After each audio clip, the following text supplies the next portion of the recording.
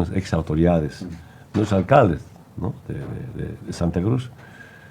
Una diputada de Santa Cruz dijo textualmente, quien sea presidente, Camacho, Tuto, Doria, Medina o Mesa, menos Evo.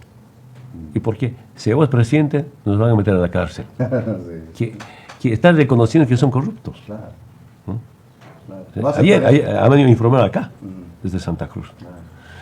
Con motivo de Navidades, como siempre nos reunimos, nosotros también estamos en reunión, y dicen, el grupo de la derecha se ha reunido, la única esperanza que tenemos es que Evo no sea candidato, claro, para que ellos puedan ganar, ¿no?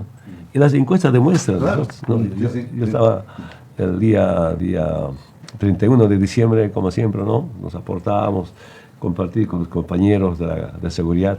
A mí me ha sorprendido, nosotros queríamos brindar un poquito, hablar un poquito. Agarraron su comidita, se han ido a sus puestos. No había con quién compartir. Y ese momento cuando terminamos el pequeño actito, llega esta nota, ¿no? La nota es Atlas Electoral. Datos. Les presentamos los resultados de nuestra última encuesta del año, rumbo a las elecciones generales de 2025. A mí me ha sorprendido esto. Sabemos quién es Atlas Electoral. Evo, 35.7%. Tuto, 15.4%. Andrónico ha subido, hermano Andrónico, 12.1%. Mavred, 8.4%. Doria, 5.7%, o 3.5.7%, perdón. Mesa, 2.8%, sucesivamente. Último, Luis Arce, 1.1%. De mal en peor. Yo averigué dónde hacer esta encuesta en los 4 ejes centrales, 4 ciudades. Ciudades capitales, ¿no? El Alto, La Paz, Cochabamba, Santa Cruz. Estamos con 35%. Sumamos el apoyo al Andrónico, estamos 47-48%. No opina 10%. De los 10 que sean 3 nuestros, estamos con 50%. Si sumamos a las bases del campo, pues del trópico seguramente ni uno ha participado en esta encuesta, claro, de áreas rurales. Y ahí tenemos nuestro voto leal, confiable, duro, como quieran llamarlo. Ahora, públicamente yo dije, cuando me preguntaron quién sería el vicepresidente, yo sigo convencido, debe ser un compañero o una compañera de cualquier departamento, no importa de cualquier edad, pero que nos ayuda a resolver el tema justicia y el tema economía y justicia. Si encontraríamos, ¿no?, un hermano o hermana en la vicepresidencia, con seguridad eso va a asomar otro voto. Claro. Un debate jurídico, hemos invitado a nuestras reuniones. Claro, se basan en la sentencia constitucional de los prorrogados, autoprorrogados. Eso. Lamentablemente el gobierno gobierna con juicios, procesos, con sentencias constitucionales, fallos judiciales. Esa es la realidad. Estamos viendo acá, no hay ninguna institucionalidad. No sé si eso va a aguantar. Se hace una interpretación a la Constitución, a las normas, inclusive a la opinión consultiva, es totalmente habilitado. Va a llegar ese momento al debate. Tiene miedo ese debate. Yo escuché en una canal un abogado, ¿no?, defendiendo que Evo está habilitado. Yo dije, a ver, consigue el teléfono del abogado, quiero hablar, quiero que me oriente.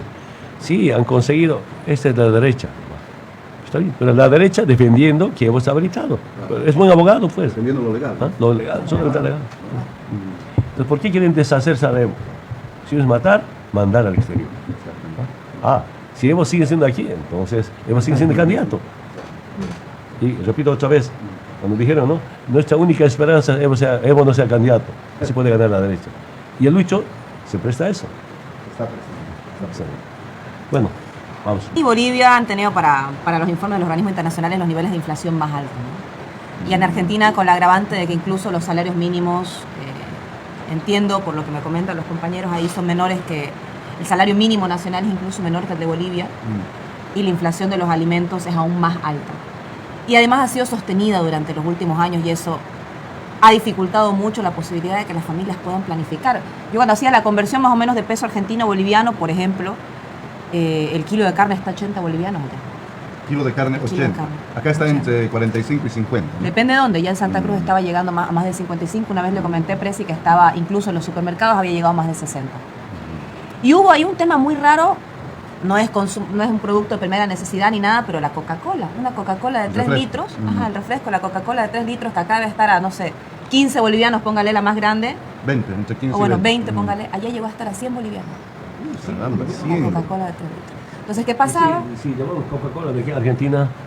Eso era lo que pasaba. Estuvieron Estaban llevando. sí, estaban Estaban llevando de realmente contrabando. estaban llevando. Claro. Realmente están llevando. Entonces, cuando pasó la fecha de Navidad, habían llevado tanta Coca-Cola que de pronto al día siguiente de Navidad empezó a bajar el precio de esa bebida. Pero sí, y bueno, es muy difícil la situación de muchos argentinos porque en un lugar, Argentina es un país donde había un gran nivel de formalización laboral.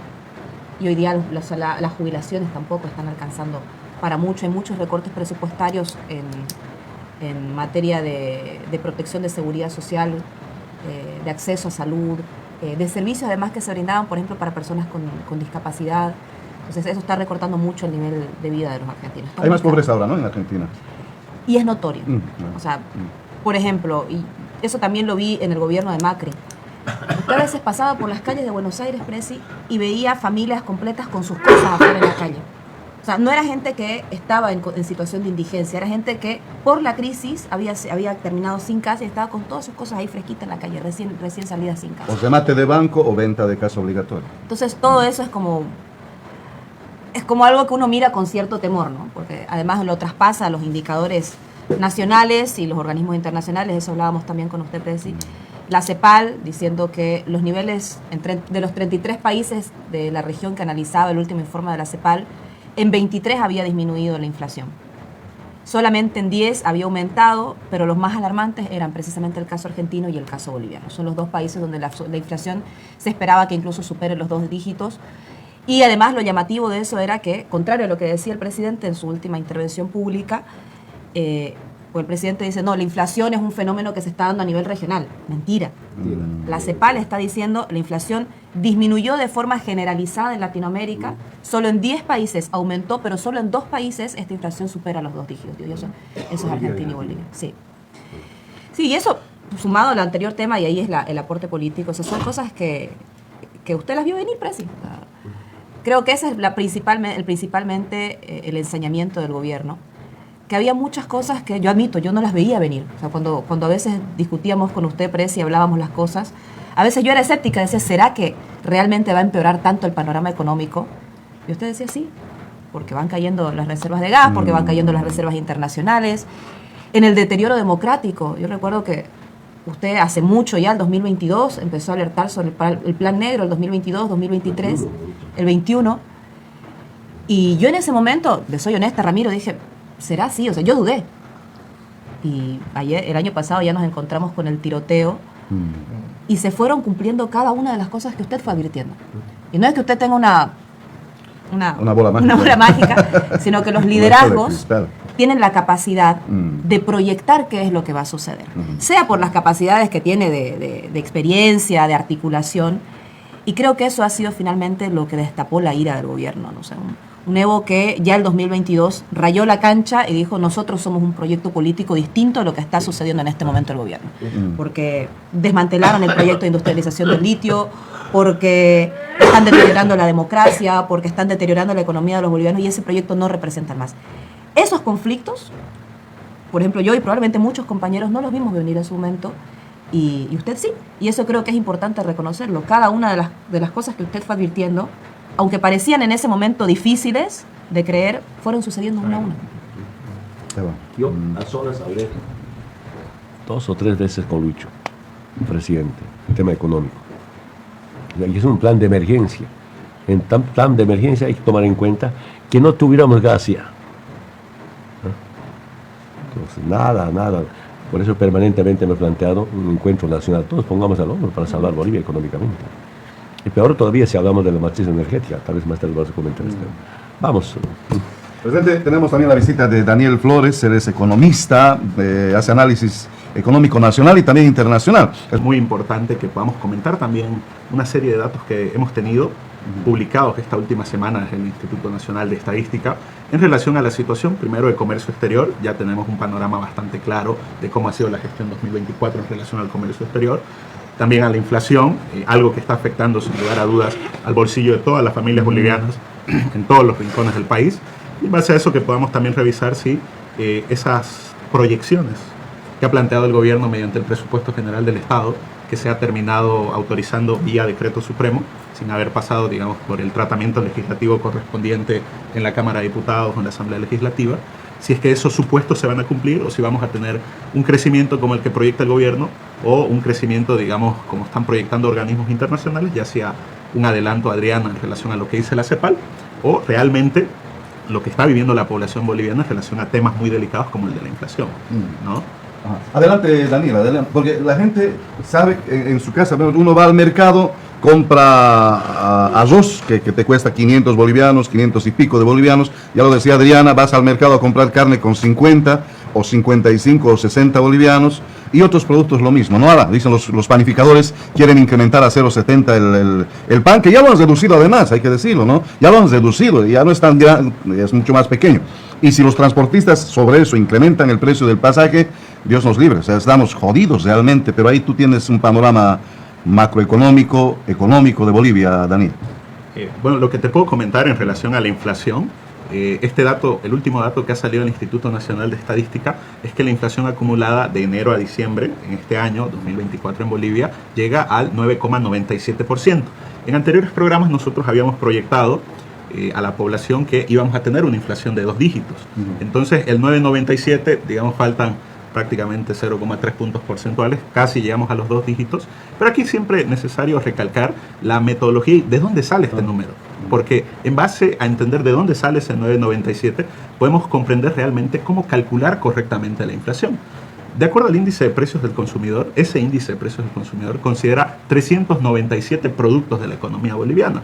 Está ahí el tomate, el arroz, está el carnet de identidad, están los servicios religiosos, está el diplomado, está la maestría, está el SOAT, o sea, está, digamos, el café. O sea, son 397 productos. De esos 397 productos, la base 100 del 2016 se termina sacando un ponderado, un incremento porcentual, y en base a eso tienes la inflación acumulada, 9,97. Si tú revisas, de acuerdo a la clasificación del Instituto Nacional de Estadística, solamente la clasificación de alimentos y bebidas no alcohólicas, de acuerdo a datos del Instituto Nacional de Estadística, de enero a diciembre, tuviste una inflación del 15,9%. Solamente considerando alimentos. 15,9%. 15,9%. Si tú consideras artículos para el hogar, por ejemplo, detergente, lavandina, ace, jabón, en fin, todos esos implementos que se requieren en un hogar y que son de consumo obligatorio, tienes una inflación, de acuerdo al INE, de enero a diciembre que llega al 13,8%, ¿no? Entonces, es importante entender objetivamente la población ha tenido una inflación de 2 dígitos en este año, y ese número que está presentando el Instituto Nacional de Estadística de 9,97 hay que entenderlo como una ponderación general de 397 productos. Las familias bolivianas mensualmente no consumen 397 productos. Las familias bolivianas no sacan, digamos, un carnet de identidad cada semana, o pagan un diplomado cada semana, o se compran el seguro de su automóvil cada semana. No, las familias bolivianas consumen alimentos. Alimento, a ver. Yo soy pequeñísimo productor de arroz. Cuando estaba cosechando arroz en marzo del año pasado, 2024, estaba quintal 200 bolivianos. Sí. Ahora está 500 bolivianos. Sí. ¿Con cuánto por ciento ha subido? Arroz es el producto, porque conozco. De acuerdo a los datos, en el caso del arroz hemos tenido un incremento que supera el 100%. El kilo de arroz, un ejemplo, inicios del año 2023, 5 bolivianos. Hoy, de acuerdo a datos del Instituto Nacional de Estadística, trasladado del índice a precio, el índice está considerando el precio del kilo de arroz a 12 unidades de bolivianos, a 12 bolivianos, ¿no? O sea, es uno de los productos más sensibles, y en este caso las familias bolivianas consumen arroz, plátano, carne de res, carne de pollo, en fin. Lo que nosotros hacemos es hacer un ponderado de 16 productos básicos, los más básicos de la canasta familiar. Utilizamos el pan, el plátano, el arroz, la leche en polvo, todos esos productos. Utilizamos esos 16 productos para revisar realmente cuál es la inflación que día a día sortean las familias bolivianas. Y solamente considerando esos 16 productos más básicos que todas las familias bolivianas consumen todos los días, a partir de ese criterio tenemos una inflación que llega al 16,9%. ¿no? Entonces, desde cualquier perspectiva, utilizando los datos del Instituto Nacional de Estadística, las familias bolivianas en términos objetivos ya tienen una inflación de 2 dígitos, y esto es un fenómeno que hemos visto que se ha vuelto crónico desde el mes de mayo, pero este mes de diciembre lo que hemos visto en el índice general, el acumulado, son niveles de inflación que no hemos visto, hermano Evo, desde la década de los 90, ¿no? O sea, desde la década de los 90. Mira, estaba ahí debatiendo, discutiendo con algunos compañeros. 2 cosas, vivencias en este momento. Antes, aquí, comer carne era más barato que comer pescado. Ahora es más barato comer pescado que carne. Ha cambiado eso. Sí. Segundo, pues, me estoy quejando, me tambaqueando ha subido pero poquito. Segundo, está demostrando, y quiero seguir investigando, antes era más barato, más económico pavimentar con asfalto que con cemento. Ahora es menos costo pavimentar caminos, calles con cemento que con asfalto. Seguramente. Se ha cambiado. Claro. Por la importación, y también subió. Claro. El costo de transporte, los costos de asfalto. Entonces, el plan que teníamos un bicentenario que, por ley, alcaldía, gobierno departamental o cualquier institución a la cabeza del gobierno nacional, se pavimenten caminos, calles con cemento y no con asfalto. Evitamos fuga de divisas. Sí. Pero ahora totalmente se justifica, porque antes era caro.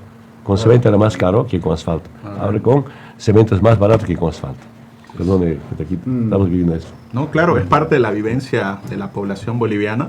Es muy importante hacer este tipo de aclaraciones porque el gobierno utiliza desde sus dispositivos de comunicación, juega con la estadística, juega con la aritmética para presentar un dato que, digamos, reduce un poco el impacto de lo que realmente están viviendo las familias bolivianas.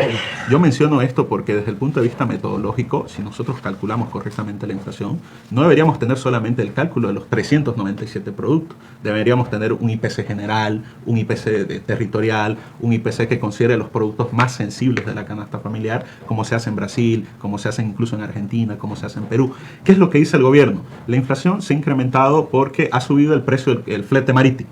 Si eso fuera cierto, como señala el gobierno, la inflación debería ser un problema regional. Y Adriana justamente adelantaba de que si nosotros revisamos los niveles de inflación de Bolivia este año 2024 y los comparamos con, por ejemplo, Brasil, Paraguay, Chile, Perú, Ecuador, Colombia, Bolivia ha tenido este año un fenómeno inflacionario que no se ha visto en estos otros países. ¿Qué significa esto? Que en estos otros países se está controlando la inflación. En el caso de Brasil, digamos que es el más alto antes de Bolivia, 4% de inflación acumulada, mientras Bolivia está recién asistiendo a ver este problema que afecta directamente a las familias bolivianas y que tiene su repercusión directa en el poder adquisitivo de las familias bolivianas. Imaginemos, cierro con esto esta primera parte para que lo podamos comentar, una familia, digamos, promedio que tiene como salario o ingreso 3.000 bolivianos, 3.500 bolivianos. En este contexto, ese salario, ese ingreso permanece constante y todo ha subido. ¿Qué significa eso? Que esta diferencia es tu pérdida, tu disminución en ese poder adquisitivo. Significa que tu salario, tu ingreso, ahora alcanzan para comprar menos cosas, ¿no? Y recalco justamente esto porque esto es sumamente sensible. Digamos, el próximo año los incrementos que se proyectan tienen que ver con transporte.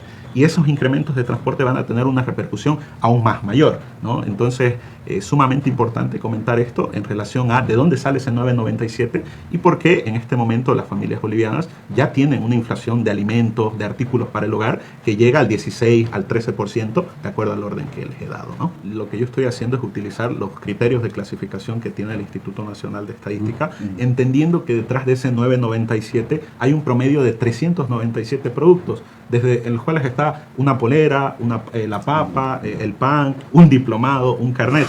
Entonces, si nosotros objetivamente revisamos cómo se clasifica eso, y por ejemplo, de acuerdo al propio INE, solo revisamos la clasificación de alimentos y bebidas no alcohólicas, de acuerdo a ese ítem, Bolivia ha acumulado este año una inflación del 15,8%. Si nosotros revisamos artículos para el hogar, el detergente, digamos el jaboncillo, la limpieza para el hogar, implementos para la familia, ¿no? Para la limpieza, nosotros en este año hemos acumulado una inflación del 13,8%. Entonces, si revisamos realmente esos ítems, ahí vamos a ver la inflación que realmente todos los días las familias bolivianas están sorteando. Me gustaría, digamos, lanzar este comentario final. Vamos justamente a un escenario en donde precisamente en el mes de mayo se inician las negociaciones salariales, o por lo menos en apariencia, entre la Central Obrera Boliviana y el Gobierno Nacional. Desde el punto de vista obrero y desde el punto de vista de los trabajadores asalariados, históricamente siempre se ha planteado un incremento salarial que esté por encima de la inflación. Aquí yo lanzo la pregunta a la población que seguramente está escuchando. ¿Realmente el Estado, el sector público o incluso el sector privado están en condiciones para poder hacer frente a esos incrementos salariales que se planteen, digamos, desde los trabajadores, desde los obreros? Posiblemente no. Ahorita seguramente podemos ver algunos datos de comercio exterior, lo que Bolivia vende al mundo en este momento en términos de exportaciones. Tenemos unos datos absolutamente negativos, ¿no? Entonces, se plantea un escenario a futuro en donde este problema inflacionario no se va a solucionar en el corto plazo, no tiene vista de solucionarse. Y fíjese esto, hermano Evo. Este año el gobierno en su presupuesto general proyectó una inflación del 3,5%. Esa era la proyección. Para 2024. 2024. ¿Cuál fue la inflación de acuerdo al gobierno? 9,97. Sabemos que 3 veces más. Ese número es un poco, digamos, reduce un poco el impacto. Para el próximo año, 2025, el gobierno está proyectando una inflación del 7,2%. ¿Qué significa eso? Que, de acuerdo a lo que dice el propio gobierno, este año 2025 va a tener, en términos de inflación, el mismo nivel acumulado que el año 2024. Pero aquí sabemos muy bien que, igual que el año pasado, esas proyecciones no se cumplen y probablemente también tengamos... 3 veces más. Exactamente. Claro, de 3 a 9, ahora se proyecta 7, entonces fue el 20, 21, 22. Un poco más de 21. Exactamente. Eso lo está anunciando el gobierno oficialmente. Sí, es justamente la conducta detrás de estas proyecciones que se presentan. Entonces es muy importante señalar esto para el debate porque ha pasado prácticamente desapercibido. Si el gobierno proyecta 7,2 de inflación, o sea, nos está diciendo este 2025 vamos a tener la misma inflación que este año. Sabemos que esa proyección no se cumple y probablemente vaya más allá, pero insisto, esto va a generar una problemática social tremenda. El nivel, digamos, de precios, por ejemplo, en sectores sensibles como el transporte público ya es insostenible en algunos casos, y esto plantea más que todo una pugna distributiva en donde la población, los agentes económicos, los colectivos sociales empiezan a pelearse por los pocos recursos que Ahora, el quedan. gobierno ha planteado un presupuesto general del Estado que no lo ha tratado la Asamblea y lo han hecho por decreto. Plantean que vamos a cosechar la industrialización. Hay algunos, ustedes lo llaman como commodities, ¿verdad? Ingresos. ¿Será posible que este año tengamos mejor economía o peor economía? ¿Cuáles son los supuestos detrás de ese número? O sea, uno tiene que ver realmente no solo lo que se presenta en apariencia, sino también lo que está detrás. Con lo que supuestamente podríamos tener ingresos. Exactamente. Y el gobierno lo que señala en su página del Ministerio de Economía y Finanzas, incluso en algunos anexos del presupuesto general del Estado, dice: Bolivia va a crecer este año 3,6 por 3 razones. Primera razón, biocombustibles. Vamos a poder producir biocombustibles de tal forma que podamos disminuir la cantidad de divisas que utilizamos para la importación de diésel, ¿no? Si realmente conocemos la situación de las plantas de biocombustible en relación a los insumos que necesitan, de plantas que ya se han inaugurado y que todavía no han iniciado a su capacidad industrial, digamos, en una fase primaria operativa, sabemos que eso no se va a cumplir. Sabemos eso que no se va a cumplir, ¿no? Peor en un escenario en donde la producción de granos, en el caso de la soya, que se lo planteó para justamente utilizarlo como insumo para estas plantas de biocombustible, ha caído, ¿no? Yo revisaba los datos de una federación de medianos productores de Santa Cruz y han producido 30% menos este año en comparación a 2023. Entonces eso difícilmente se cumpla o de plano no se cumple. Segundo supuesto de crecimiento, carbonato de litio. Este año, ahí está de hecho el titular de prensa, el gobierno señala que vamos a terminar exportando prácticamente 100.000 toneladas de carbonato de litio, ¿no? Sabemos que el precio de, digamos, materias primas, minerales, metales a nivel internacional fluctúa de acuerdo a ciclos. A veces está alto, llega al máximo, a veces baja. Hoy el mercado internacional de carbonato de litio está en un momento bajista, ¿no? Para que tengamos ¿Cuánto está la tonelada? De acuerdo al mercado, a la zona de ubicación, promedio entre 13.000 a 16.000 dólares. Importantes. ¿Cuánto llegó el año 2022? 80. $80.000, exactamente. Mira, esta planta para procesar 15.000 toneladas de carbonato de litio termina en 2021, 2022. 2022 se disparó. Sí. vendiendo solo 10.000 toneladas. Sí. Está claro. Los datos, ¿no? Sí, explica. Este es un índice de precios, ¿no? Sí, no, pero termina ahí, si quieres. Lo podemos desarrollar. Cierro con esto. Carbonato de litio, bueno, ya conocemos la situación, los terribles O sea, con litio no vamos a tener buen ingreso. Exactamente. Pero no vamos a tener buen ingreso no porque los precios afuera estén mal, sino porque se apostó por una estrategia de industrialización que ni siquiera acababa en una fase piloto y se despreció, digamos, las gestiones que se iniciaron. Evaporación. Exactamente, durante nuestro gobierno. Y ni conocemos cómo será la extracción directa de litio, ese proyecto que está como fantasma, ¿no? Los contratos ni siquiera han sido tratados en la Asamblea Legislativa, ¿no? Entonces, probablemente eso tampoco se cumpla. Cierro con este último. Dice el gobierno que vamos a crecer 3,6% por exportación de hierro, en el caso de la siderúrgica del Mutum, un último caso acero, ¿no? El hierro se utiliza para el acero. Otra vez el tema del precio internacional. Ahí hay varias observaciones en relación a si esa planta en términos logísticos sirve para la exportación, en fin. Pero solamente lo pongo como ejemplo y cierro aquí esta primera parte. El año 2022, la tonelada métrica de acero estaba en $220, ¿no? Ese era el precio internacional. ¿Saben cuánto está hoy? 90, 95. ¿No? Precisamente por la situación de recesión económica en el caso de Alemania, que es, digamos, uno de los países industriales que requieren su sector inmobiliario, la recesión en el sector inmobiliario en China. Entonces es un momento de demanda caída de hierro, de acero a nivel mundial y no vamos a tener ahí un gran ingreso. Entonces, si los tres supuestos del 3,6 no se cumplen, probablemente el 3,6 tampoco se cumpla, ¿no? El presidente del Colegio de Economistas de Tarija, el licenciado Fernando Romero, y él decía que finalmente esto representaba el dato de la inflación actual, más allá de si se maquillan o no se maquillan las cifras, representaba básicamente un 60% de pérdida del poder adquisitivo del salario de los trabajadores. Pero además con indicadores que si los cruzamos, es como usted dice muchas veces, Presi, son casi indicadores incluso peores que los del neoliberalismo. Estaba revisando, por ejemplo, los niveles de informalidad laboral. En 1999 la informalidad estaba en 79,7%, de acuerdo a la Organización Internacional del Trabajo. A 2018, 17, 18, habíamos logrado reducirlo eso al 73%. O sea, había una disminución de unos 6 puntos aproximadamente.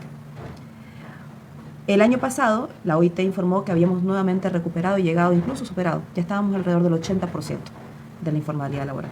O sea, ese porcentaje que esos 6 puntos que habíamos disminuido, que se había logrado insertar trabajadores en la formalidad laboral, prácticamente se había borrado y desaparecido. Y eso, por supuesto, que representa también la dificultad que van a enfrentar muchas familias de encontrar un trabajo estable, de garantizar el pago de sus cuentas a fin de mes, de organizar su vida, ¿no? Eso creo que es lo más difícil de todo. Y contrasta además, que lo vamos a ver más adelante, con indicadores que hacia el 2025 deberían ya estar cumpliéndose. No solamente de acuerdo a la Agenda Patriótica, sino también al mismo Plan Nacional de Desarrollo, el PEDES 2021-2025, que proyectaba, unido a la Agenda Patriótica, una disminución y una erradicación de la pobreza extrema, pero con estos niveles de inflación, de informalidad, de pérdida de poder adquisitivo. Es muy difícil que sea realmente cierto creer que la disminución de la pobreza moderada y extrema es la que realmente informa el Instituto Nacional del País. Dato de CEPAL. Cuando llegamos al gobierno, la extrema pobreza era 38%. Dejamos con 14%. Al recuerdo de CEPAL hemos vuelto a 36% de extrema pobreza. En tan poco tiempo, ¿no? El 36 era pobreza moderada. Pero sí, o sea, después de... Y han habido, eso conversábamos con Daniel al venir, Presi, hay departamentos como Potosí, Pando, Beni y Chuquisaca que aún no recuperan de los indicadores de disminución de pobreza extrema del 2019.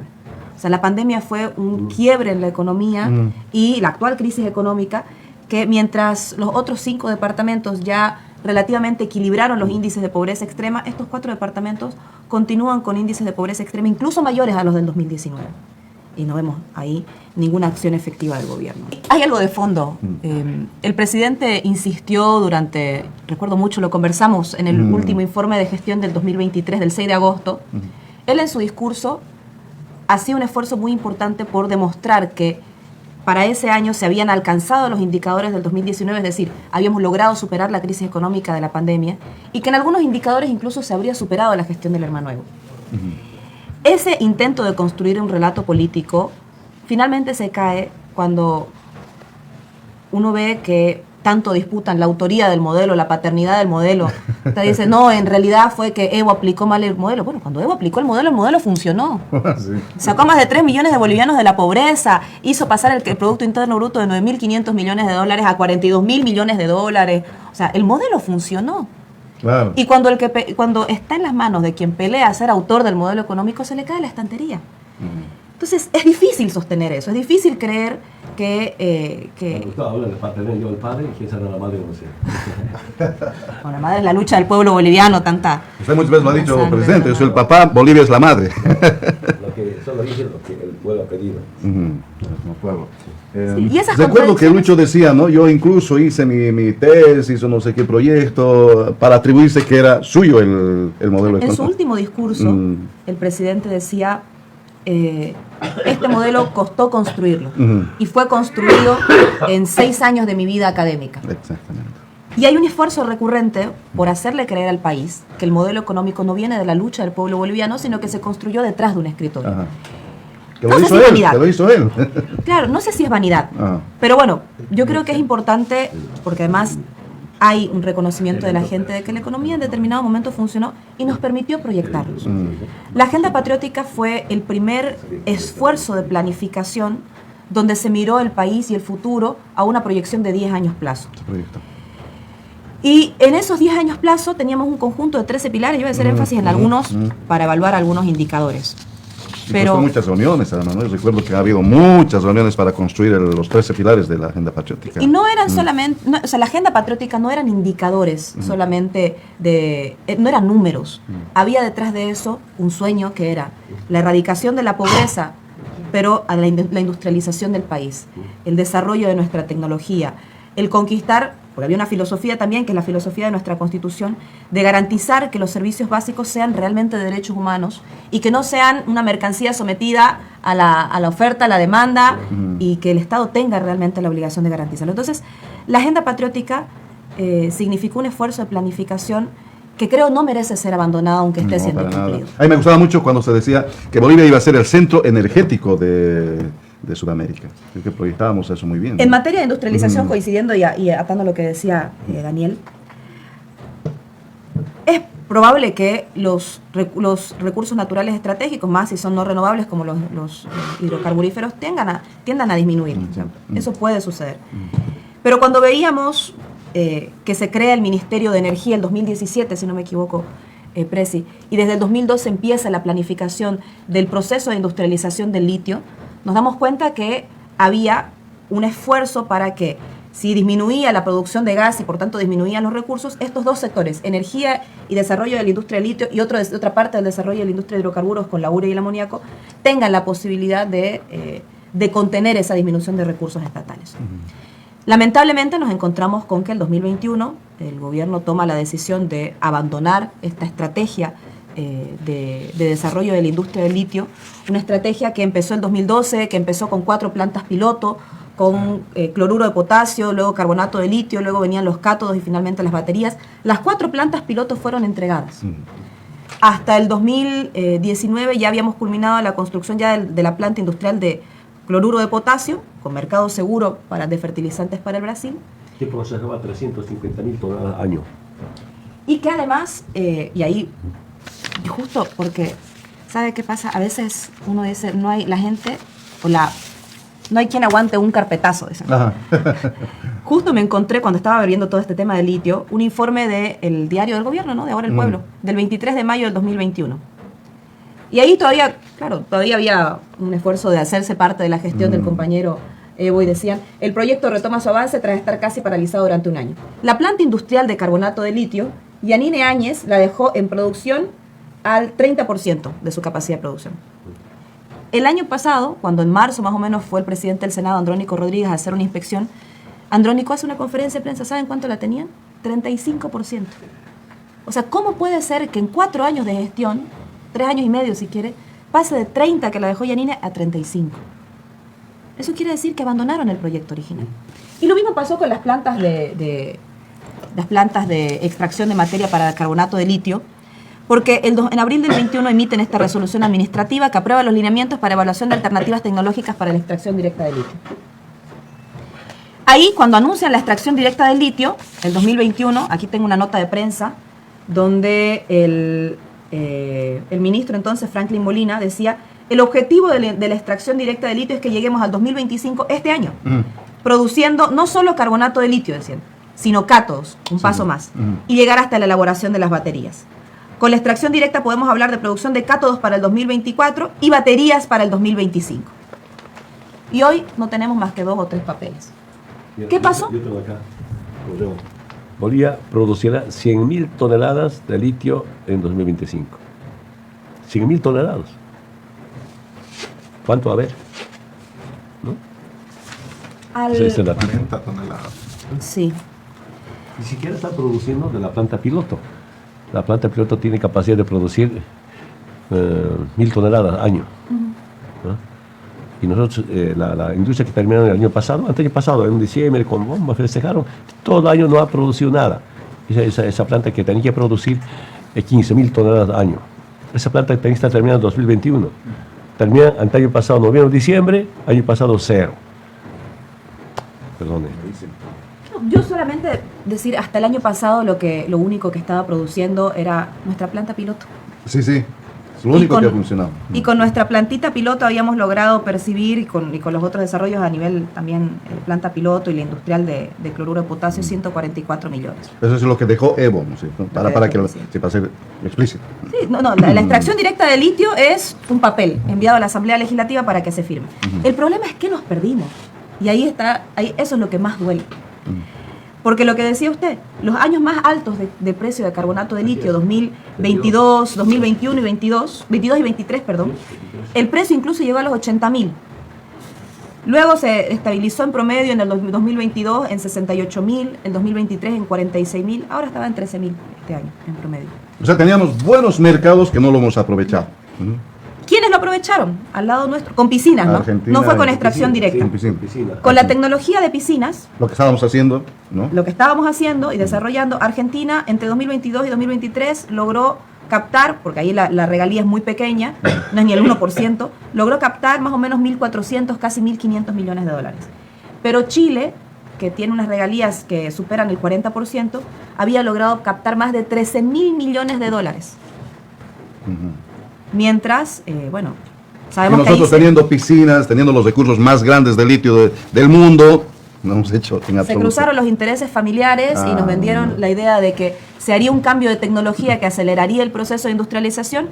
Nos perdimos los años de precios más altos, nos perdimos las exportaciones y finalmente, hoy día, parte de la crisis se explica también en haber abandonado el diseño original de un proyecto que era estratégico para nuestras siguientes generaciones. Solo con 1/3 de lo que ganó Chile, probablemente nosotros no tendríamos este problema económico para el Estado.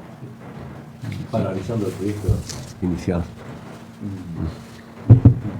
Sí, entonces todo eso nos lleva hoy a hacer una evaluación sobre cómo se detuvo ese proceso real de industrialización.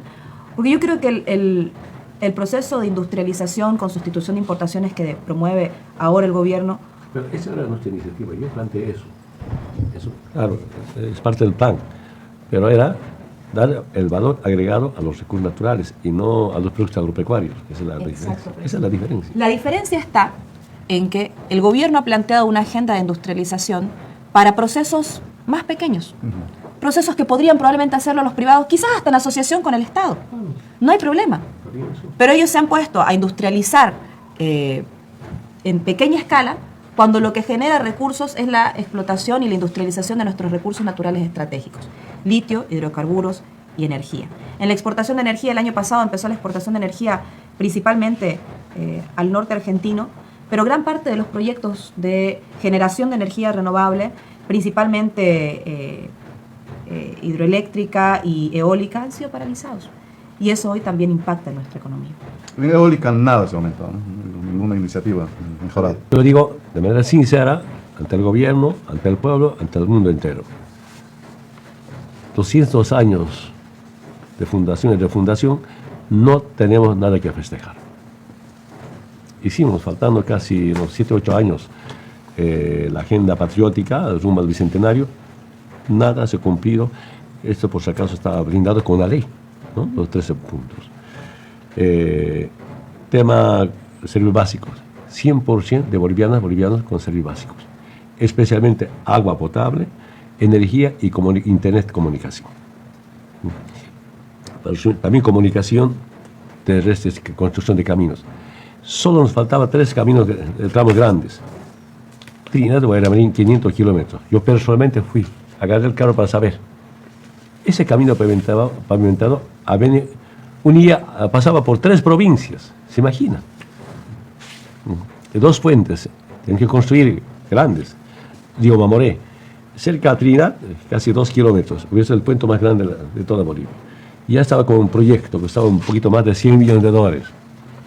El mismo río, más abajo, el municipio de Puerto Siles, pequeño pero profundo. Con eso ya se llegaba a Guayaramín. El tramo más grande era Santa Rosa de la Roca, municipio de San Ignacio de Velasco, hacia Remansos, Ramón Darío, 300 kilómetros. Si hacemos ese camino, se va a ampliar la producción agropecuaria, soya. Y lo más prioritario de urgencia y de emergencia era San Ignacio de Velasco a San Matías, al lado. Claro. Claro, exactamente. Miles de millones de toneladas de soya que se va de Brasil, que se va por Cabo de Hornos o Canal de Panamá, todo iba a pasar por Bolivia. Sí. ¿Cuánta plata iba a dejar eso? Sí. Paralizado. Ese era prioritario. Creo que son 270 kilómetros. En, digamos, la logística de prácticamente cualquier productor de esos sectores estratégicos de la economía. Hace un par de semanas, China, en colaboración con Perú, acaban de inaugurar el puerto de Chancay, ¿no? Y entonces, desde el punto de vista de la infraestructura, ¿qué se ha planteado para que podamos conectar, en términos de infraestructura, para facilitar la logística hacia ese puerto?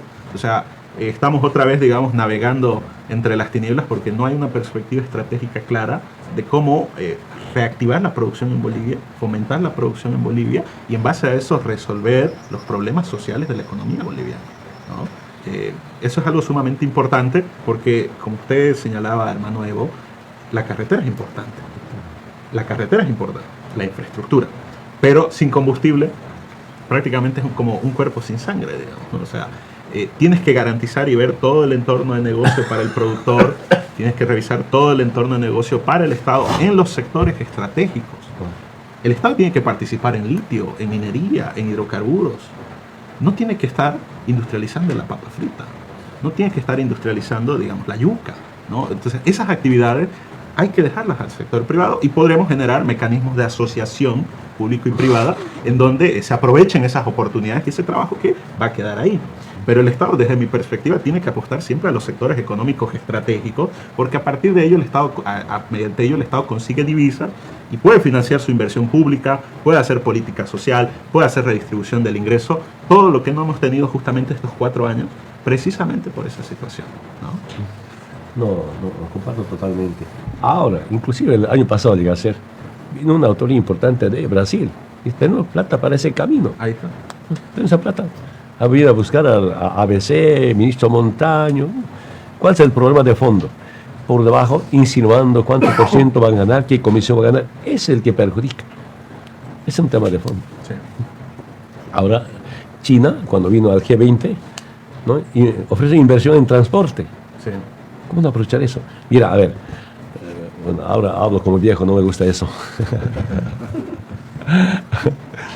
Yo casi estoy convencido, conozco un poco Bolivia, estoy casi convencido.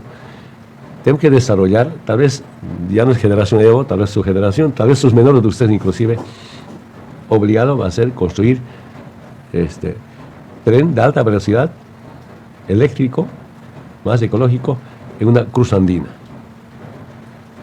Primero, ese camino, ese tren oceánico, ido, pasando por La Paz, Oruro, Cochabamba, Santa Cruz, Brasil a Puerto Santos, Atlántico. Otro tiene que proyectar, no sé si va a ser Tarija, pero yo llegué a Yacuiba, la frontera con Argentina. De Yacuiba, todo el Chaco boliviano, Santa Cruz, Trópico, Beni, Norte Paceño, Olpebra o Cobija. Esta va a integrar a toda Bolivia. Más económico, más rápido, más ecológico. Va a ser así. Recuérdense esto. Es un proyecto a mediano y largo plazo. Retomando a ver el tema de la agenda patriótica. Si no había golpe de Estado, si no era la derecha de Áñez, ahora la derecha de Arce, la doble vía La Paz-Santa Cruz estaba terminado. Totalmente terminado. El puente Chivori estaba empezando mi gestión. Golpe, no hay nada ahora. Hace una pena la carretera. Ese camino, da una pena. Camino a Cáceres, lado brasileño, terminado. Repito otra vez, ¿cuántos carros pasaban? ¿Cuántos miles de toneladas, millones de toneladas pasaban por acá? Un pequeño tramito de San Julián a Montero para inyectar. Sí. Y además de eso, otra exportación. Era importante de Patacamaya rumbo a Corocoro. Es otra línea. En vez de darse los exportadores por un carro, se aló en el carro, entrar a La Paz, darse la vuelta rumbo hacia Corocoro. Sencillo, creo que eran 60 kilómetros, no es nada. ¿No? Se inyecta. En vez de la B de San José, no, inyectar, ganar tiempo, gana combustible. Un pequeño tramo que integra, ¿no? Oriente, Occidente, todo paralizado, lamentablemente. El tema, estaba checando a ver, el tema de energía eléctrica. Yo estoy muy preocupado. La producción de gas sigue bajando. ¿Por qué hemos creado el Ministerio de Energía? Justamente, decíamos en el gabinete, si un día se acaba el gas, ¿con qué rubro, con qué vamos a sustituir la economía del gas? Ahí viene el Ministerio de Energía. Entonces, la exportar energía, ¿no? Ahora, anteayer estaba un poco sacando información de algunos técnicos. En este momento, 67% de la luz es gracias al gas. Si no hubiera en este momento gas, 67, casi 70% de la población se queda sin luz. Colapso. Total. Entonces, en el Ministerio de Energía, pues, acelerar inversión solar, eólica, hidroeléctrica. Mira, 2 plantas hidroeléctricas, 2 terminamos, 2 hemos empezado. Ibirizo 2021 tiene que estar terminado, 2021, que genera 260 megavatios. Miguel de La Paz, 250, ¿no?, megavatios. Total, son más de 500 megavatios, menos eso. No termina. La semana pasada llega Lucha a inaugurar, vamos a llenar agua. Y los técnicos, bueno, falta saber eso, los técnicos están diciendo, aunque llenen agua, no va a funcionar. Que no está terminado entonces. Falta saber eso, hay que fiscalizar eso. Es totalmente paralizado. Y yo no sé qué hay que hacer, es una cuestión de inversión, estaba hablando con algunos técnicos, obligado a acelerar inversión en energía solar. Yo estoy calculando, puedo equivocarme, no soy experto. Con inversión de $1.000 millones, tal vez podemos generar cerca de 1.000 megavatios de energía solar. Significa kilómetros de cuadrado, ¿no? Eso va a sustituir. Pero aquí Bolivia gana, porque en ese momento, el mercado interno, la venta de gas, ¿no?, el mercado interno, el millar de BTU, se maneja por el millar de BTU, ¿no?, para no equivocarme, se paga $1.3, estoy redondeando. Y a Brasil estaba vendiendo ese millar de BTU en $8. Prefiero vender $8. Claro. Ganaríamos más de 500, cerca de $1.000 millones al año, solamente cambiando eso. Y el Ministerio de Energía era para cambiar la matriz energética. Acelerar inversión en litio y cambiar la matriz energética. Y para exportar energía. Todo paralizado. Y hay un comentario, presidente. Justamente hay mucha investigación en el extranjero, principalmente en Europa, por la potencialidad en energía eólica y energía solar que tiene Bolivia. De hecho, hay algunas métricas que ponen a Bolivia primero detrás de Chile y en otros casos segundo. O sea, la potencialidad en generación de energía desde el punto de vista, digamos, utilizando tecnología, en este caso eólica o solar, está ahí presente. O sea, ya son oportunidades que están dadas por las condiciones geográficas, naturales. Y es cuestión de aprovecharlas desde un marco institucional público que permite generar esos excedentes y mediante eso el país pueda salir adelante, ¿no? Entonces, no solamente se trata de un proceso de transición de matriz energética. Se trata de que Bolivia pueda posicionarse como uno de los referentes en materia de lucha contra el cambio climático a nivel internacional y a partir de ello pueda asumir y cumplir sus compromisos internacionales, ¿no? Justamente sus contribuciones nacionalmente determinadas giran en torno a la transición energética. Entonces son grandes oportunidades que están presentes ahí. Y váyase uno a saber, digamos, por qué no se aprovechan, porque le lanzo un dato, presidente. Este año nosotros siempre hacemos la comparación en términos netos de flujo, cuánto salen de dólares del país por pago de servicios de deuda externa y cuánto ingresan por desembolso, cuánto sale y cuánto entra, ¿no? Es un flujo que se hace. Este año salieron 1.500 millones de dólares, se pagó por pago el servicio de deuda externa pública. ¿Cuándo ingresaron por desembolso? 580 millones de dólares, o sea, es una diferencia de 1.000 millones de dólares. ¿Y de dónde se explica esa diferencia? Si uno revisa los datos públicos del Banco Central, hay más de 3.500 millones de dólares de saldos por desembolsar, de créditos que ya fueron aprobados en gestiones pasadas y que no se están ejecutando y no se están desembolsando por un problema estrictamente de gestión, ¿no? Entonces, ya tienes los créditos aprobados, ya tienes los saldos por desembolsar. ¿Por qué no se incrementan los desembolsos? Desde todo punto de vista, se trata exclusivamente de un problema de gestión.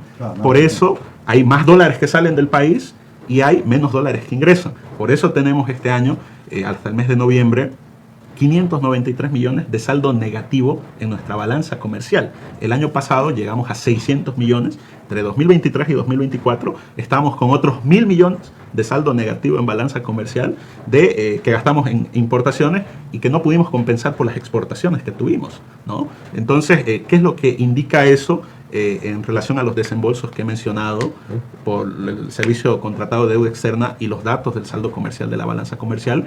Que este problema del dólar paralelo no se va a solucionar al corto y al mediano plazo. ¿Por qué? Porque seguimos teniendo, en términos de stock y en términos de flujo, números negativos en relación a los dólares que ingresan en Bolivia, siguen siendo dólares insuficientes, y los pocos dólares que tenemos se van para cumplir las obligaciones que tiene el Estado boliviano para pagar su servicio de deuda externa. El año pasado lanzábamos la pregunta, ¿qué va a priorizar el gobierno? ¿Pagar su deuda externa o pagar la importación de combustible? Obviamente prefirió pagar el servicio de deuda externa e incluso así Bolivia en los últimos días ha perforado nuevamente los 2.000 puntos de riesgo país, ¿no? Lo conversábamos justamente con Adriana viniendo aquí. En el último informe, el anuario económico de CEPAL, señala que mientras el resto de países en la región, principalmente Argentina y Ecuador, este último año, esta última gestión 2024, han controlado sus niveles de riesgo país y con ello han podido acceder a mercados internacionales de financiamiento, Bolivia ha ido en contraflecha de la tendencia regional y ha vuelto a superar los 2.000 puntos de riesgo país en una situación en donde no tenemos sanciones internacionales y estamos primeros en el riesgo país a nivel regional. Riesgo país de 2.000 puntos. ¿Cuánto es el riesgo país a nivel latinoamericano? Apenas 420 puntos, ¿no? Entonces, no se trata de un problema de la región, no se trata de un problema de la economía mundial, es precisamente el resultado de esta gestión. Los saldos por desembolsar para proyectos de inversión por parte de organismos multilaterales alcanzan a febrero del 24 3.449 millones, siendo una fuente de importantes divisas para la economía. La totalidad de los créditos pendientes de aprobación al 30 de abril suman 633 millones. O sea, los créditos pendientes eran mínimos para ese entonces en relación a lo que ya había sido aprobado por la Asamblea, pero que no había sido desembolsado. O sea, el desembolso no se realiza principalmente por lo que dice Daniel, falta de ejecución de la inversión pública. Porque la ejecución presupuestaria de la institución que está encargada de llevar adelante el seguimiento de la construcción de caminos y carreteras de nuestro país tiene una ejecución del 50%. De hecho, el Ministerio de Obras Públicas, hasta el informe pasado, era el quinto ministerio con menor ejecución. Y aquí sumo un datito más, Presi, para la discusión, porque el país no empezaba a las 5 de la mañana por obra y gracia, sino porque usted estaba pues ahí encima. Yo me acuerdo a veces nos tocaba desde la legislación, faltaba aprobar un crédito y empezaba el presidente llamando, ¿cómo está la agenda legislativa? ¿Cuándo sale este crédito? Necesitamos que salga este desembolso. Eso era realmente ocuparse. Y por eso es que teníamos ejecuciones de la inversión pública, que incluso, por ejemplo, llegamos a tener más del 100% de ejecución de la inversión pública después de la nacionalización los primeros años, pero teníamos niveles que superaban el 95, 99%. Nuestra inversión pública pasó de 760 millones en el 2005, el más alto lo tuvimos en el 2016, ejecutada la inversión pública estuvo alrededor de los 5.000 millones de dólares. Y al 2019, pese a que nos interrumpieron la gestión con el golpe de Estado, la ejecución ya para ese entonces, el de 2019 fue para octubre, noviembre del 70%. ¿Qué está pasando ahora? El gobierno normalmente en su presupuesto general del Estado programa unos 4.000, 5.000 millones de dólares en promedio, pero la ejecución de la inversión pública nunca supera los 2.600 millones, nunca. 2021, 2022, 2023 y seguramente el 2024 va a ser igual o peor. Nunca supera los 2.600 millones. ¿Qué quiere decir? Si usted suma los últimos 4 años, digamos, suponiendo que ahora en la misma sintonía alcance los 2.600 la ejecución de la inversión pública en 2024, estamos hablando que los últimos 4 años de gestión de Luis Arce, la inversión pública sumada alcanzó los 10.500 millones de dólares. ¿Sabe cuánto se habían programado en su PEDES, Presi? 33.000. O sea, no han cumplido ni siquiera un tercio de lo que ellos habían comprometido como inversión pública. Y si comparamos, pues yo dije, bueno, a ver, ¿cuánto era nuestra ejecución de inversión pública los años entre 2015 y 2018? Nosotros tuvimos una ejecución pública que en monto fue 19.000 millones. Muchísimo más. O sea, estamos hablando de 9.000 millones, casi el doble precio, en nuestros últimos 4 años de gestión. 4 años en resumen, para el titular, 4 años de gestión de inversión pública, de ejecución de inversión pública de Evo, fueron el doble de los últimos 4 años de gestión de inversión pública de Luis Arce. Y en relación a su planificación del PEDES, el gobierno de Luis Arce no ha cumplido ni siquiera un tercio de la inversión pública que comprometió en el PEDES. Por eso es que también estamos en esta situación. Sobre el tema de la inversión pública, claro, no solamente llamaba al ministro, al equipo de planificación o a la asamblea, sino también a los financiadores. Es muy atrevido, llamando a las 5 de la mañana a Enrique García, de acá. Me contestó, pero Evo está descansando, sí, vamos a aprobar rápido el crédito para tal camino. Y bueno, pasó eso, uno vino a entregar obra, ¿no? A quien nos acompañe, financiado por la CAF. Y públicamente me dice, presidente Evo, voy a seguir aprobando, pero por favor no me llame a las 5 de la mañana. Por lo menos lo llamaba, nosotros no citaba si no cumplíamos 5 de la mañana en pie. Pero así funcionaba el país, crece. Por eso es que teníamos esos niveles de ejecución de inversión pública, por eso se movía el país. Y creo que eso es también lo que la gente al final del día reconoce. Y otro tema, por ejemplo, decía Enrique García estaba acá, mira, necesito urgente inversión, tramo, Guayamerín, Ribera Alta. ¿No? Vamos, me cargué a Enrique, nosotros en una avioneta, aterrizamos allá, la gente está esperando un desayunito, creo, al almuerzo, volamos, mostrándole este tramo. Empezar del oriente a frontera con Brasil, construcción de camino hacia La Paz, ¿no? De Beni, pero también avanzar de La Paz hacia Beni Pando. Queremos empezar. Aterrizamos a Ribera Alta, listo. Creo que en un mes ya estaba el crédito. Terminó ese camino, ¿no? Empezamos de Guayamerín a Ribera Alta. ¿Cuál es el tema de fondo? Hay plata, pero no gasta. ¿Qué me dijeron? Empresas y algunos asambleístas. Por decir, yo ABC, ¿no? Empresa constructora. ABC técnico dice, anota aquí. No habla nada. Anota. ¿Cuánto por ciento de comisión? Solo muestra. Nada. Solo muestra nada más. Totalmente confirmado. Muestra, listo, rompe. Y la empresa, si no paga eso, entonces se parece la obra. Aquí han debido ver la parte urbana de Chimoré. Chimoré, que está paralizado. Es paralizado. Está pidiendo 17% de comisión para desembolso. La empresa no va a pagar. ¿Por qué tiene que pagar? Entonces aparece, rompe contrato, paralizado. Se llama corrupción. Y bueno, entonces, lamentablemente, en este momento no se cumple la agenda del Bicentenario para nada. Caminos, servicios básicos, el tema del desarrollo productivo estaba comentando usted, y no se va a cumplir. Y estos temas que estaba planteando, por ejemplo, biocombustible, no sé, dudo. Yo más creo en ese de la caña con la mezcla, ¿cómo se llama? Etanol, creo. Metanol, no creo yo. No sé cómo sería de la palma africana, puedo equivocarme. No sé, tal vez. Pero comprar como soya no va a dar para nada. Es un gran engaño. Cuando se habla, por ejemplo, de exportación de hierro, solamente estaba proyectado para el mercado interno, no va a haber exportación de hierro. Salvo que no hubiera construcción, porque no hay plata, tal vez hay. Pero igual va a ser nada. Y eso tiene que estar terminado hace tiempo. A ver, hemos empezado con una empresa tal, Zurita, creo, ¿no? En Santa Cruz, por Buenavista, Bellavista, ¿verdad? Juntos hemos empezado, la privada ha terminado. Lucha de hierro. Para hablar de la industrialización, que nos diga, Lucho, ¿qué industrialización grande de los recursos naturales empezados ahora? Nada, cero. Cero, no empezó nada. Ni ha terminado ni la fábrica de cemento de Potosí, ni hierro en Santa Cruz. Ahora, el tema, estaba comentando usted el tema de energía. Yo también leí y me informé. Energía solar todo el altiplano boliviano, especialmente Oruro. Y la eólica Santa Cruz. ¿Y cuántas plantas de energía eólica han llegado? Nada. Un panel solar, nada. Entonces no hay visión. Ahora es cómo retomar esto. A mí realmente me preocupa, me asusta el tema energético. Repito nuevamente, si no aceleramos inversión en energía renovable, se llama, ¿no? En solar, la eólica, hidroeléctrica, podemos tener problemas muy serios en tema energético, muy serios. ¿Cómo evitar eso? Cuando llegamos al gobierno, la demanda interna era apenas 700 megavatios y la oferta o la generación era 900 megavatios. Cuando alguna planta hidroeléctrica o la termoeléctrica entraba en mantenimiento, casi faltaba.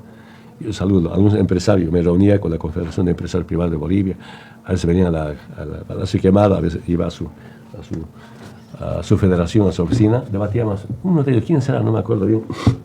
Digo, presidente, si no invertimos de emergencia va a faltar energía.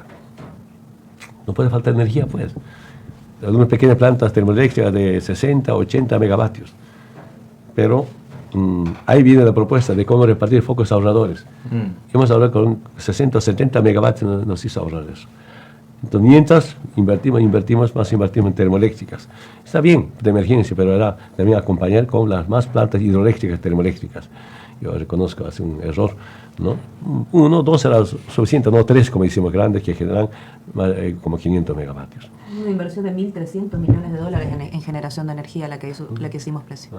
Y en 2019, demanda interna 1.500 megavatios y capacidad de generación 3.200 megavatios. Y el plan era rumbo al Bicentenario 9.000 megavatios. Sosa, un tal Sosa estaba de ministro. Cuando debatíamos este plan rumbo al Bicentenario, la agenda patriótica, y en el gabinete dije, el 2025 está generando 9.000 megavatios. Ministro va a estudiar, ¿dónde se generamos? Punto. La gente tan chismosa, el ministro Sosa, exministro, ha dicho, este presidente está loco. ¿Cómo 9.000 megavatios? ¿De dónde? ¿No? Va pasando el tiempo, a ver informe. Ah, no, Evo tenía razón, el presidente tenía razón. Solamente en Bala, norte paseño, 3.000 megavatios. Solo una planta hidroeléctrica. Rosita y toda la cuenca del Río Grande, cerca de 3.000 megavatios. Sin tomar en cuenta solar, eólica, nada. Con 2 plantas hidroeléctricas teníamos casi 9.000 megavatios. En Tarija teníamos una, no me acuerdo, entre Tarija y Chuquisaca. Ese ganaba como, ¿no? Planta hidroeléctrica creo que generaba como 500 megavatios, sí, 500 megavatios, pero entregaba como 30.000, 40.000 hectáreas en Chaco tarijeño. Todo paralizado. Sí, un poco comentaba, entonces yo digo, no hay nada que festejar Bicentenario, donde está el plan, el programa Rumbo al Bicentenario paralizado en temas servicios básicos, tema producción, el tema servicios básicos fundamentalmente, el tema integración, ese para mí está importante. Mira, hay algunas poblaciones lejanas, ¿verdad? No va a llegar camino todavía, ¿cómo va a llegar la electrificación? El plan era los soldados, las Fuerzas Armadas que se vayan cargados su panel solar a instalar. Es sencillo eso. Soldados tienen, Fuerzas Armadas tienen su sueldo, un viático, que ayuda al desarrollo del pueblo boliviano. Y ahora todo paralizado. A mí me preocupa eso. Y ahora están, ¿no? Desde la Casa de la Libertad, desde Sucre, convocando años del Bicentenario. No hay nada que festejar. ¿Qué vamos a festejar? Seguro van a tener más problemas económicos todavía este año. Este plan que estamos comentando, para mí no tiene mucho futuro. En su mensaje que dijo, se va a acabar la importación de combustible. Entonces, ¿cuántos campos de petróleo tenemos en este momento? No encontramos petróleo. Norte Paseño exploramos, no encontramos. En Yapacaní encontramos, tampoco explotamos, y poco. Eso va a continuar. Biodiesel, biocombustible, no va a resolver ese tema. ¿Para qué estamos mintiendo otra vez al pueblo boliviano? Si repito otra vez, exportar, va a traer plata y hierro, mentira, otra mentira. Que la industrialización, por eso comentaba, que industria ha avanzado como a dar plata para Bolivia, en ese momento está paralizado. Que el litio sería litio. Solamente en este momento, algo puede ayudar. Procesemos las 15.000 toneladas de carbonato de litio, que en todo el país se entregaron. Pero por falta de eficiencia paralizado, agua paralizado, GNL paralizado. Hizo tanto propaganda para nada. Entonces, daba miedo, ¿no? Yo decía. Y además con triple deuda interna. Una vez que hablamos, los ahorros, uno se lleva platita en dólares al Estado, ¿no? A la banca privada, y la deuda del Banco Central de Bolivia con la banca privada, el encaje legal, se lo farrearon. El aporte, no sé si tienes, Adriana, en tus datos, aporte para su jubilación, se lo farrearon también eso. Y ahora los militares me denunciaron que para pagar aguinaldos el año pasado se prestaron plata del COSMIL. Triple deuda interna, al margen de la deuda externa. Así es. De emergencia pueden hacer, entiendo perfectamente, cualquiera podría hacer, pero no hay un plan, no hay un cambio estructural para enfrentar. Y aquí el tema central es el tema combustible. Sí. Yo digo, sincero, no quiero engañar al pueblo, será gradual, será sectorial o será global, pero todo con el pueblo, nada sin el pueblo. Hay que debatir y empezar a levantar la subvención. Repito, el pueblo será gradual o sectorial, ¿no? O global finalmente. Yo prefería que cualquiera sea el mecanismo de cómo bajar la subvención de combustible, pero acompañar con un programa social fuerte, especialmente para gente humilde, ¿no? Programas productivos. Arroz se va a Argentina, arroz se va a Perú, y Perú su arroz está mandando a China. ¿Por qué nosotros mandamos nuestro arroz a China, pues? ¿Cómo Perú va a mandar su arroz a China y nosotros vamos a mantener a Perú? Sí. Entonces, que hay créditos blandos en tema productivo. Entonces, ya estamos debatiendo, por ejemplo, cómo IVA a alimentos. No sé si ese es cero, volvemos a bajar IVA a alimentos. Ese va a ir en la producción. Llenar arroz acá y el excedente, si hay mercado, mandar a Argentina o mandar a China. No solamente al Perú. Sí, yo no veo iniciativa, no veo cierta creatividad. Veo más está preocupado, no en gobernar, sino perseguir. No está preocupado no en gobernar, sino robar. A esa conclusión llego. Entonces, si es así, si eso está en esa... internamente peleando si quiere ser el candidato a la presidencia. Nos robó la sigla, pero no puede robarnos al Andrónico. ¿Para qué le sirve la sigla entonces ahora? La sigla del MAS y PSP no le sirve para nada. O la sirve para enterrar definitivamente al MAS y PSP. Porque si no saca el 3%, un partido en las elecciones, no, pues ya pierde su legalidad, su personalidad jurídica. Parece que está apostando a eso. Con la encuesta que estamos viendo, Lucho con 1.1%, ni siquiera sus funcionarios está apoyando. Esto no lo digo, digamos, con el ánimo de que las familias la pasen mal, tengamos situaciones o indicadores de desempeño económico más complicados. Lo digo de forma muy sincera porque vamos hacia una coyuntura electoral en un momento en donde todavía no hemos vivido lo peor de la crisis económica y muy probablemente este año sí tengamos más situaciones en donde la población sienta muchísimo malestar, muchísima desafección, incluso, digamos, situaciones de crisis o colapso social, ¿no? Entonces, aquí no solamente se está discutiendo en términos electorales o en términos, digamos, de qué programa, qué propuesta se está planteando para el Estado. Me parece que estamos discutiendo la propia viabilidad de nuestra democracia y de nuestro Estado. En el caso de Ecuador, fijémonos lo que ha pasado este último año. Han tenido situaciones de apagón en su sistema de energía eléctrica que llega al 60% del sistema nacional.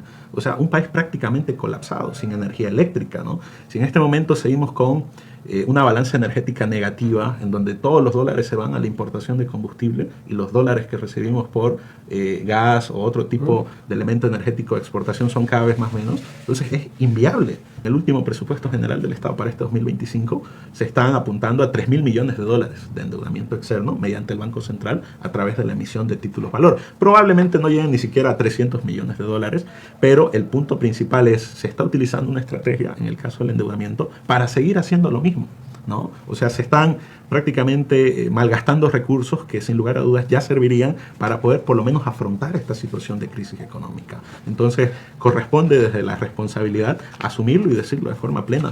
Ya desde una lectura política mucho más general, vamos hacia un 2025 en donde vamos a ver un escenario económico más catastrófico. Ya lo está anunciando el gobierno mediante sus proyecciones de inflación. Estamos viendo que las proyecciones de crecimiento no se van a cumplir.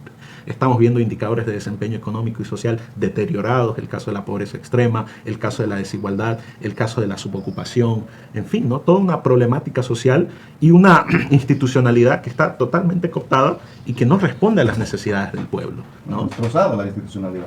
Una institucionalidad prácticamente destrozada, y me suscribo plenamente, hermano Evo, prácticamente no hay nada que festejar este 2025. Esperemos que esta situación pueda mejorar por el bien de las familias bolivianas, pero la proyección lamentablemente es absolutamente negativa, ¿no? Justamente hacía referencia a la situación del endeudamiento interno. El año pasado tuvimos, en términos netos, crédito interno que llegó a 34.000 millones de bolivianos, ¿no? Solamente el año pasado, ¿no? Entonces hay una mayor dependencia del endeudamiento, como ya no se puede externo porque Bolivia ya no es creíble y confiable ante los mercados internacionales, hay mayor dependencia al endeudamiento interno y sabemos por múltiples experiencias que si la demanda de dinero no acompaña a la base monetaria, ahí tienes una situación de inflación desde el punto de vista monetario, adicional a la que ya tienes desde el punto de vista de los costos por esta situación de combustible y de dólar paralelo, ¿no? Entonces, parece ser esta la tormenta perfecta y me parece muy importante decirlo porque ese debe ser nuestro posicionamiento de cara al pueblo boliviano. No estamos todavía en el peor momento de la crisis económica, ojalá no fuera así, ese es mi mejor deseo, pero toda esta situación que estamos exponiendo desde el punto de vista energético, fiscal, en relación a las reservas internacionales. Fíjese, en relación a las reservas internacionales, lo que dice el último informe del Banco Central es que tenemos solamente 50 millones de dólares en divisa. O sea, eso no alcanza ni para 3 días de importaciones, ¿no? ¿Qué es lo que... Eso es real, porque ayer circuló esta información, ¿no? De que hay 50 millones nada más. De acuerdo al último informe del Banco Central, emitido justamente, o sea, no sirve absolutamente estamos para... con 50 centavos en el bolsillo. Exactamente. ¿Y ¿no? qué es El lo 96% de nuestras reservas internacionales, 96% son oro. El 2019 estábamos con un promedio de 8.000 y pico millones de dólares de reservas internacionales. Un tercio era oro. Ahora el 96% de nuestras reservas internacionales son oro. Menos mal que pusieron el límite a continuar con esa venta desmesurada de oro en calidad de buena entrega. Pero ahí le comento, una situación en este presupuesto general del Estado, se ha autorizado que el Banco Central pueda poner esas 22 toneladas de oro como garantía para conseguir nuevos financiamientos. O sea, probablemente ya no veamos oficialmente esas 22 toneladas de oro que quedan. ¿Qué es lo que hace? Exactamente. Alguien que ya está en la última situación, o lo vende o lo empeña. Como no lo pueden vender porque la ley no lo permite, ¿qué es lo que hacen? Lo ponen como garantía de empeño. Igual que ese activo de la gestora que valorizaba inicialmente 918 millones de dólares y que lo han terminado empeñando en 250 millones de dólares, ¿no? ¿Qué pasa si llega el día y no pagas el interés como un empeño? Pierdes ese activo, pierdes ese bien. Entonces, esto es una situación muy complicada. Revisamos la seguridad social, hay problemas en la gestora, revisamos la inflación, hay malestar social, revisamos la situación fiscal, hay pocas posibilidades de financiamiento del Estado, revisamos la situación energética, o sea, da mucha tristeza lo que está pasando en la economía nacional y parece que no es todavía el peor momento, ¿no? Pusiste el ejemplo de Ecuador. Y en Ecuador están viviendo una crisis económica, energética terrible, ¿no? Terrible. Y en Ecuador ha pasado lo mismo que está pasando en Bolivia. Ha habido un Lenín Moreno que ha traicionado, ¿no?, al presidente, que estaba haciendo muy bien. Lo ha perseguido a su presidente, porque Lenín Moreno era su vicepresidente, ¿no? Lo ha traicionado, lo ha perseguido, y Lenín Moreno finalmente ha entregado en manos de la derecha al gobierno ecuatoriano.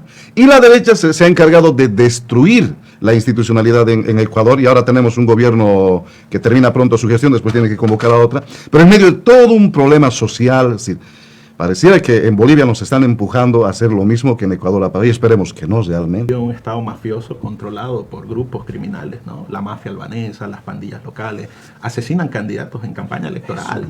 ¿Qué es lo que está pasando esta semana en Ecuador? La vicepresidenta, desde este lunes, está diciendo que va a asumir como presidente.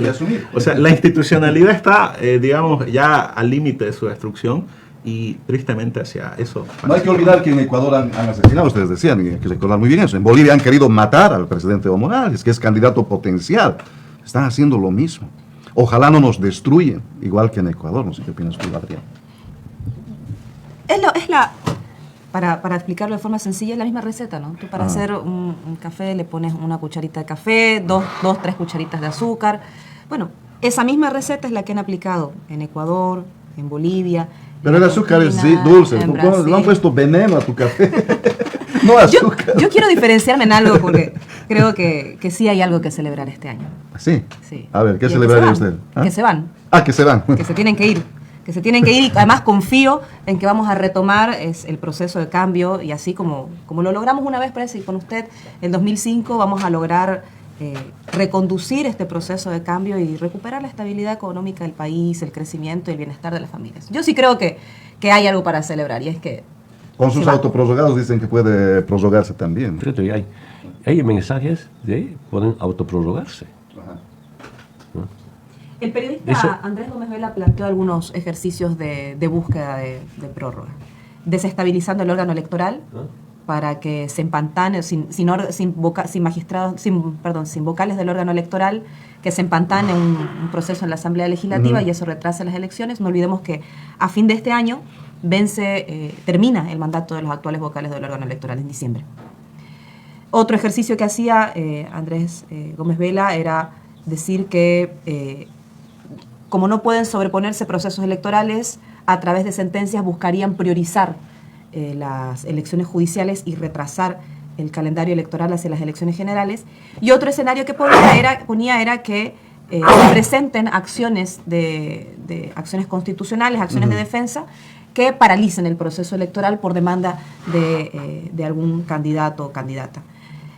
Lo llamativo de todo esto, parece, es que no es la primera vez que nosotros, esto de poner en riesgo las elecciones, de dudar si van a haber elecciones, esto pasó con Yanine y está pasando ahora.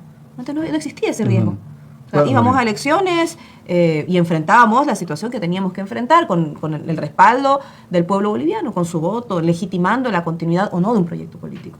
Pero hemos llegado al punto de que, al igual que en el gobierno de Yanine Áñez, no solamente se destroza la economía, sino también se destroza la democracia cuando la gente empieza a dudar de que puede expresar su opinión en un proceso electoral. Si no se trata el tema de los escaños, por ejemplo, con los nuevos datos del Censo Nacional, podría haber el riesgo de no convocar o no cumplir la fecha, ¿no? Eso lo dijeron los del Tribunal Electoral. Otro tema.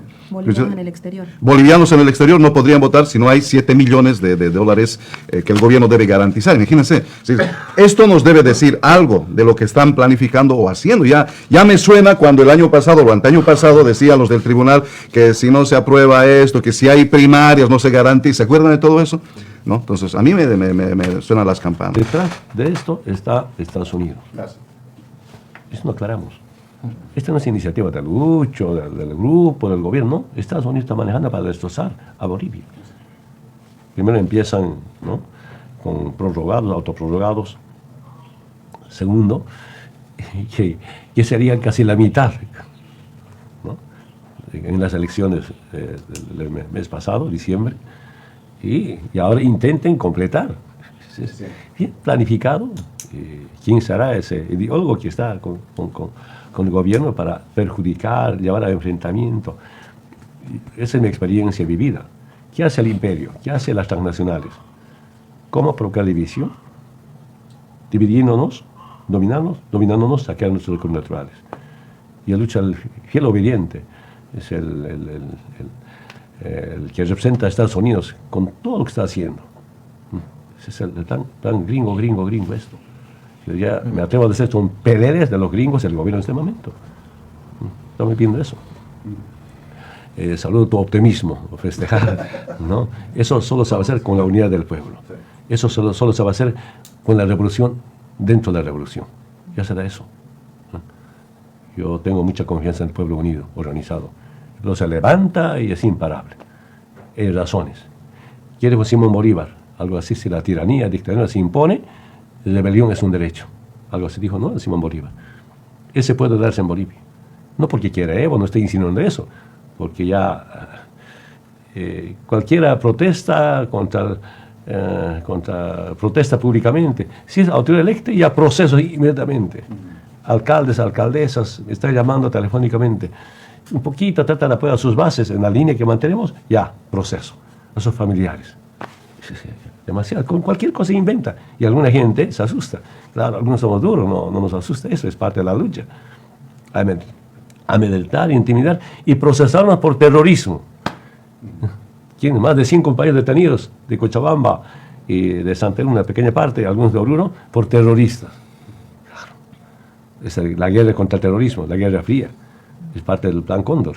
Está aplicando las políticas de los gringos. En lo económico, aplicando 100% neoliberalismo. Peor que el neoliberalismo. No tocamos ese tema. Entonces, la próxima oportunidad se nos visita. A ver, importación de tal producto con arancel cero. Yo me acuerdo siempre, cuando era pequeño productor, arrocero fundamentalmente, con la libre importación de Víctor Paz Extensor no había cero arancel para importar productos, ahora cero arancel. Ese va a eliminar al pequeño productor, mediano y gran productor. Entonces, es neoliberal al 100%. Es en la parte económica. Entonces, da miedo. De paso quiero aprovechar, el ministro de Gobierno va a Chile a arrodillarse ante Chile. A mí me ha sorprendido. Un tal ha escrito, ¿no?, una página, un mensaje, dice, de rodillas frente a Chile. Un derechoso.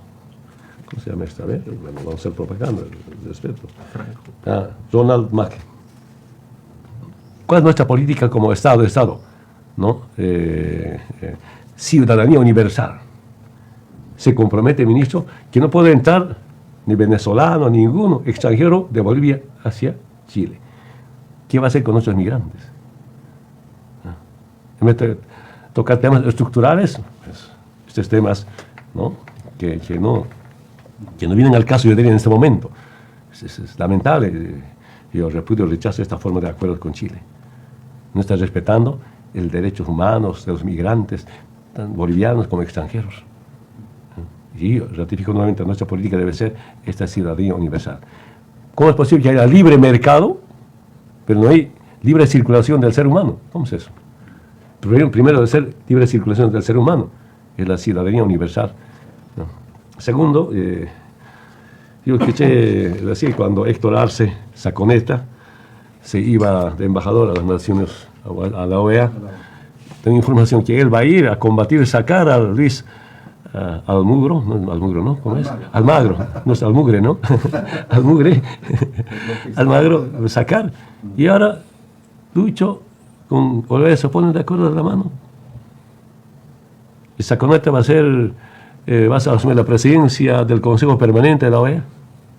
Entonces, plan de ir a sacar. ¿Cómo se vuelca? No sé si es por formación ideológica.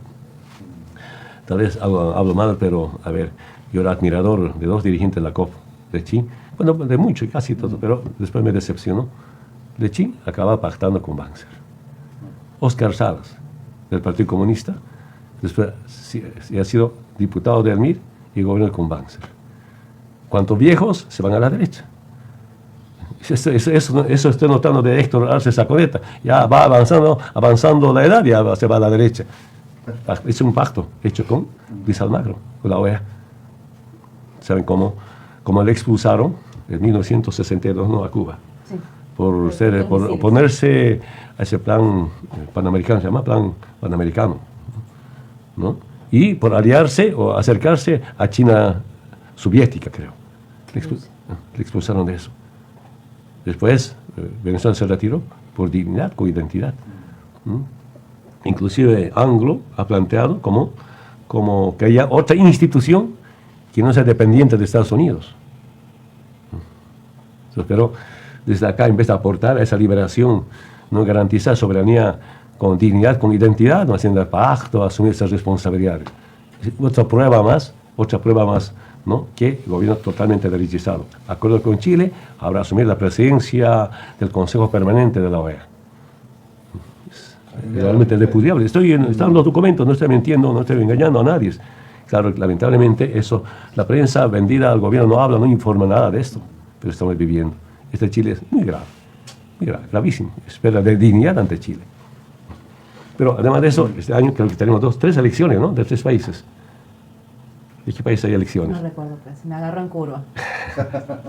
Chile, Ecuador y Bolivia, si se cumple.